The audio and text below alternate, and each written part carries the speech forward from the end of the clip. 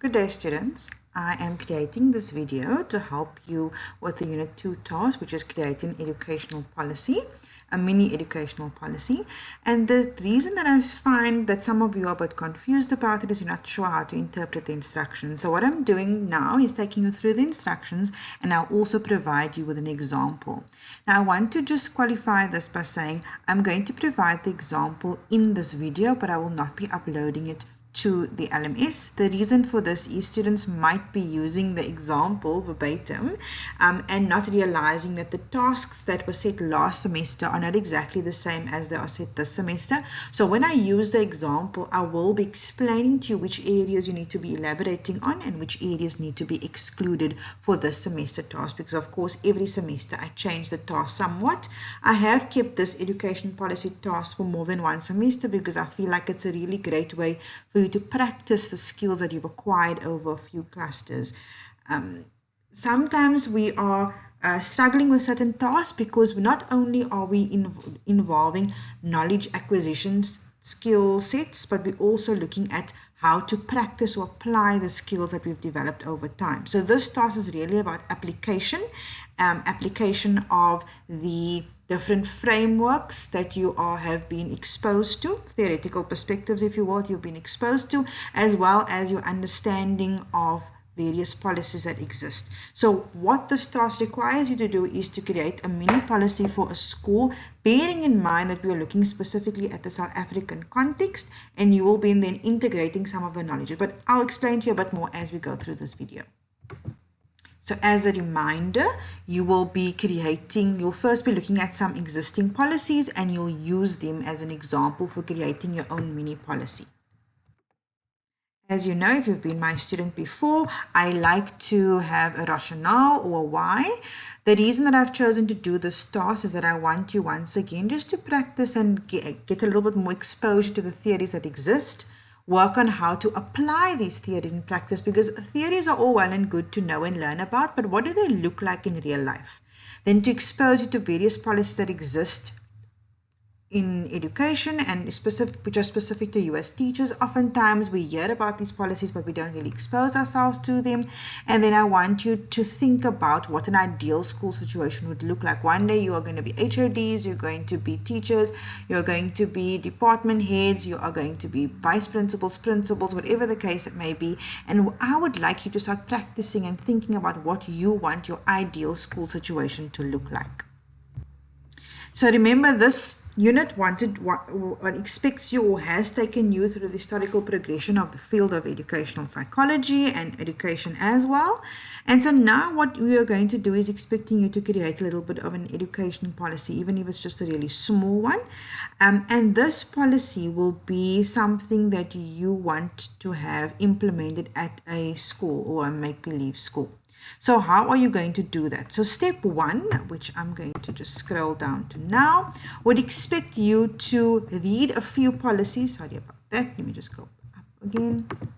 Read a few policies that exist just to give yourself an example of what a policy looks like. So I suggested a few here, white paper 6, also the policy on learner attendance and the draft policy on rural education. Now it could be any policies. I only use those because of the structure, and I think it's good for you to read them and to know the ins and outs of these policies. I want to remind you that a minimum of 2 should be consulted, and of course they need to be referenced in your reference list. When you do an assignment like this, especially at this cluster level, the more sources that you consult, the better. So you should have a good full reference list. Students ask me how many. I don't have a number for you, but if you have less than 5 at this cluster level, that would be concerning. So your first step is complete. You've now read some policies, just looked at what the policy looks like, what is the structure. Step 2, you will then choose a theory or theories that you have read about during your studies in this unit, in this subject, as well as other modules as well. And you will choose a theory. So let's, for example, say you choose behaviorism. So what you first will need to do is you'll explain the theory You'll explain what is behaviorism, and you'll talk about the approach to education. So how does behaviorism or behaviorists, how would they approach learners? How would they approach education? So for example, very basic, they work by stimulus and response methods, or by a reward system, for example. So it's a very basic example, but let's talk about it in that way, a reward system. So if students, for example, complete a task, they will then gain a level on a chart that will help them work towards a reward, which perhaps, for example, is the teacher will buy them a packet of sweets on the Friday after they've completed their task for the week. So just a very basic example. So then that will be the first part. You'll explain your theory. Then you'll have to weave in to this explanation why you believe that this is a good way to approach education. Why do you believe that this type of approach to learners, approach to assessments, approach to education is a healthy one, or why you think that it works well? So this is where your personal opinion and your voice comes in. Of course, it's going to be weaved in with your references and all of those things, but also what do you believe about education? Why do you believe that it needs to work this way? So I want to hear your voice coming in as well. Again, a reminder, you may use articles that I have uploaded, but you need to also upload information or rather consulted sources that has not been provided. Please do not use Wikipedia, do not use study.com, no .com websites that are not academically or not peer-reviewed and not academically sound. This is very important. SlideShare and the like, all of those, you need to be using academic sources. So go to Google Scholar, go to textbooks, go to journal articles. That's what we're looking at. Right, so then we get to part 3. So part 3 is a situational analysis. So that means, firstly, you need to find out what a situational analysis is. Many of you should have done this already, especially if you've done teaching practice. So provide a brief definition of situational analysis. What does it mean to you? Of course, it must be paraphrased and referenced, but of course, your voice comes in as well. You then consider a school in the surrounding areas that you live or work in and do a situational analysis on the landscape affecting the school. So where is the school situated? What does the area around look like? How does the area around it affect the functioning of the school? Many of you have come out of teaching practice, so you would have a good idea of this. Obviously, don't use the name of the school just for confidentiality purposes. You can make up a name, but it should be based on a school that is actually in a specific area, just without the identifying information, please. Your situational analysis is longer than it was in previous semesters. So this semester, the expectation is at least a page long, and it must include details as what works well in the schools, what are the strengths, what are the difficulties, what are the challenges that that school faces, both operationally and functionally, and just really information that you feel is important in a situational analysis. So how many students does it serve? What does the teacher cohort, the staff look like? I don't need in-depth specifics, but I do want a good picture of what the school actually looks like. Not an actual picture, a picture in terms of description. Then we come to the exciting part. We will then you'll come to the policy part of this assignment, which is first you start to write a short piece on the purpose of the document. So you will see this when you look at other policies. So what is the purpose of this little policy? So your purpose might be something like to guide the management and the staff of the school on how to approach learning and teaching within that school, bearing in mind it has to be based on the theory that you have chosen at the beginning of this assignment. Remember, if we chose behaviorism, then your school will have behavioral components within its policy, the way students are approached this, the way students are disciplined, the way assessment is approached, the way staff involvement, stakeholder involvement, all of those things. I want to see how you've applied your theory, and you need to talk about this in your assignment. How have you threaded in behaviorism as a theoretical perspective into the way the school is being run? And that's what we talk about next. So the exciting part, you create your mini policy, which must be written for your school as a guide on how we'll be approaching teaching and learning. The policy must be influenced by the theory, as I said. So you'll outline things like how the principal and teachers will be expected to approach learning and teaching. My apologies for that spacing issue over there. You will need to add information about discipline, for example, late coming, all of the basics. I'm very sorry, I don't know what's happening with the spacing over here, but in any case, I want you to think about all those components of schools. You don't have to add everything, of course you'll not be able to, but you can add things like, I want to at least see that you've been thinking about the important components of a school. If I were to think about it, and please, this is not me telling you how to do it, I want to see your thinking, but I would think things that are important are the times of the school, how discipline is approached, how assessment is approached, how teaching is approached, how learner interaction is approached. Those types of things are very important. It will also be helpful for you to create little comment boxes on the side of your policy indicating that this is where the theory is coming in. This is why behaviorism is used as a theory here, for example, because we use a reward system at the school, or the teacher is really the main center of information, and that is more behaviorist way of considering education and considering approach to learning and teaching. So a bit of an overview, what your assignment actually going to be like. You're going to have your cover page, then you're going to be talking about, so many students like to add a contents page as well, which is nice. It always adds a nice component to your assignment. Then we'll be talking about the theory. You don't have to go into detail about the theorist, but the theory is important. So talk about your theory, why you've chosen that theory. You can, of course, mention who the main proponents are, but you don't have to go in depth into the history as students had to do last semester. I've taken that out this semester. So you'll be talking more about the theory and why it's being used for the foundation of your policy. The next page then, pages that follow would, I don't know how many pages you'll be doing for each section. That is your choice. But as a guide, I said about a page here, but you can go over that if you like.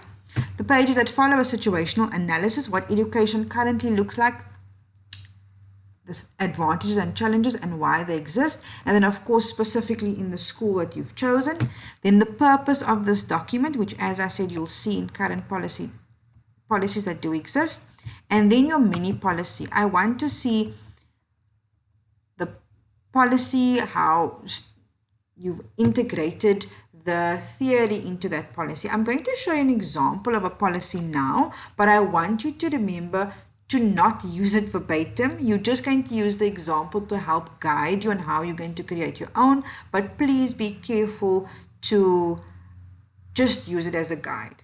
Because what I found in the past, when I do provide examples, sometimes students take it and just add in a little bit of different information, but they use the exact same structure without thinking outside of the box. Then of course, please remember your reference list is absolutely important. You have to have a reference list with every assignment, and of course with this assignment as well. I will show you quickly, although you have this assessment criteria. So as you can see, I want an introduction to the theorist and his theory. So just a brief introduction to who the theorist is. And then a situation, what the theory is, and a basic word on the theorist. You don't have to go into detail about the theorist, but who the theorist is and what his or her theory is, and the theory is really what I want you to explain. Your situation analysis will be next, and you can see it's for 20 marks, so bear in mind what your mark allocation is. So if you're going to write one paragraph at this cluster level, that is not sufficient for 20 marks, and that's why I asked you to think about a page of work for your situational analysis. You'll then do the purpose of your document, then the guide on how the policy will be implemented. That's important, and I've added here to add your comment boxes in. Remember, this is for 27 marks, which at this cluster level there is a high expectation. And then your reference list, I want to see that you have a comprehensive reference list and all your references are there in alphabetical order in a uniform font following the Togi Harvard Guide. Okay, now onto the example. I think an example is helpful for many of us to really look at what the assignment could look like. So I want to first start off by saying that this assignment is not exactly the same like the expectation for this semester. I have tweaked it somewhat. Every semester I change it a little bit because I find a different way to approach it. And of course, I don't want to give the same assignment every semester, but I do like this because I think it helps us to practice what we've been learning and also exposes us to policies. So this student has been kind enough to give me permission to use his example. Again, he does not have a perfect assignment, but he has fulfilled many of the requirements of this task, but I'll talk you through it as we go along. So of course, a cover page and the logo, that's not, looks like it's cut and pasted, so that's fine. He's added this page, which I thought was very nice. He obviously read other policies, and he wrote this just to have as part of his assignment. And then he obviously gave it a name as well. He wrote the word draft there also, to indicate that it's a work in progress. Page numbers are always a good idea as well. Then last semester they needed to explain a bit more about the theorist, which he did here. But for you this semester, you can mention the theorist, but the main thing that you'll be doing, sorry about that, the main thing that you will be doing is really delving into what the theory is and the approach to education. So that's what the student did here, a page. Of course, remember your referencing, it's very important. I would say yeah, a little bit more referencing I would use in the explanation of the theory. So that is the first part, that's talking about the theory. And let's go to the next page. Right, so chapter 1, the student wrote, was a situation analysis. So what is education? You first look at education overall, and then the advantages and the challenges. So this semester, the students last semester were just asked to do a general situation analysis. This semester, you'll be looking at a specific school in your community. And because it was so close to teaching practice, I thought this was something that you could do. They had a much smaller expectation for situational analysis. Last semester, yours is a bit higher. The mark allocation is higher. So this is just an example of what you could do. But remember, yours is going to be a bit more specific than theirs was. And then, of course, he also added why the challenges exist and why the advantages exist. Okay, on to chapter 2, which I think is the area where a lot of you are a bit more concerned, and that is the first part is the introduction to the policy, and he wrote purpose of the policy, and so you just outlined what the purpose of the policy is. This is a little bit different to what I see in some other policies, but I would like to see the way you interpret it. The main components I want to see here is that you have thought about why this policy is created, what the purpose of the policy is, and how the policy would be implemented and how it would be used helpfully in the school space. So remember, I don't want to see you copying this, but I'm just going to go through it to show you what the student has done. This is the way he decided to interpret it. Okay, and then chapter 3, remember again, like I said, this is how this student chose to interpret the instruction.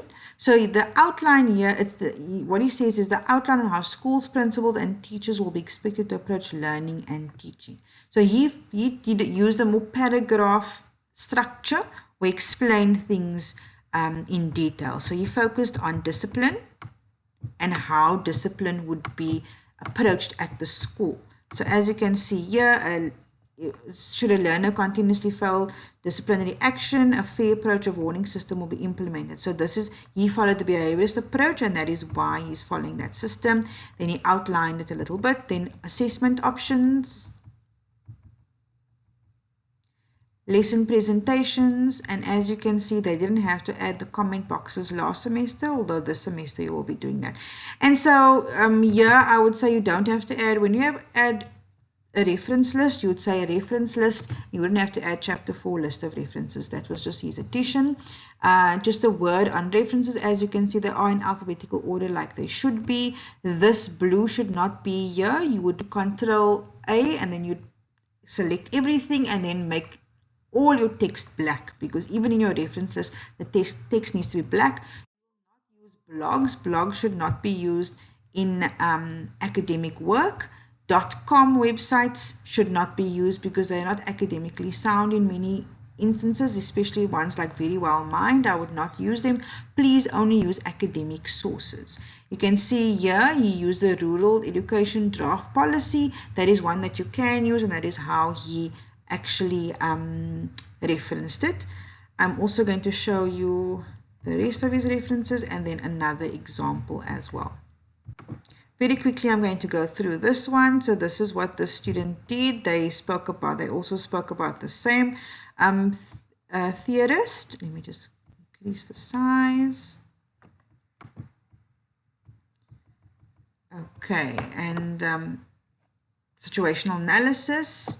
Remember, ND should be very rarely used in your assignments. This student did have areas where they could improve upon, but that's fine. I just want to show you what it looks like. The purpose of the document, and then an outline of the policy. This student did not do enough in terms of the outline of the policy for 27 marks, but I'm just showing you the structure, and that student did receive feedback accordingly. Reference list was far too short, and that was also feedback the student got. The websites chosen were not of a good academic standard, and also they used things like very well mined, and they did not reference the policies that they used. So these are just examples of what you can use and the way you can approach the assignment. I don't want you to obviously copy it verbatim, but I hope it helps your thinking around the assignment. As always, if you have any questions, if you have any difficulties in any area, please connect with me. I'm happy to set up an online session like I did with some other students earlier this week and last week. If you need that extra help, you are welcome to connect with me. I want you to feel like this is stretching your ability a little bit, because when we feel that way, we're learning, we're growing, and we're developing our skills. Good luck with this assignment. I really look forward to seeing what you're going to do with it.